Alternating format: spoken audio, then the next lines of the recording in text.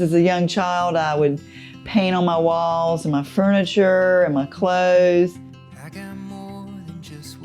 I went on to school and then pursued becoming a commercial artist. Probably about 10 years ago, I started feeling the need to do art for me and to do what I wanted to do instead of being fed by designers.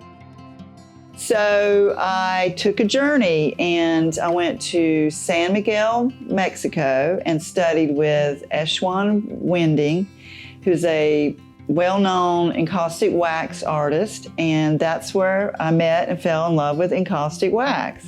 One of the main things that drew me to the encaustic is the ability to layer and texture, and also allow me to be more abstract, whereas before I felt like my work was very realistic and impressionistic. I feel like I'm still exploring, and I'll probably always reinvent. Most people are not aware of what encaustic wax is. It goes back to the Romans and Egyptians.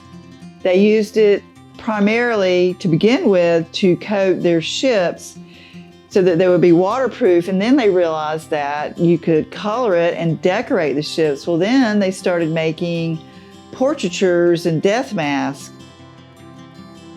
With encaustic wax, one of the things you have to do is you put a layer on and then you have to heat it. And I like the fire. So you put that first layer on and you have to heat it to make it set. And then you put some more layers on and you heat it. And you have to be very sensitive, or if you heat it too much, you're gonna lose what you were going for. I love to mix colors together. I can take 3 colors and then layer them, and it becomes so deep. The picture that you're looking at, the painting, it just becomes so deep. Right now, I'm really enjoying just pushing the limit to see what I can do with it especially after going to Ireland and being hands-on again with some other artists and seeing how they use their encaustic wax techniques. Right now I'm working on getting my encaustic artwork out into more public spaces so other people can know about it, and I also love to teach other people. It's wonderful to see what levels we can take it to.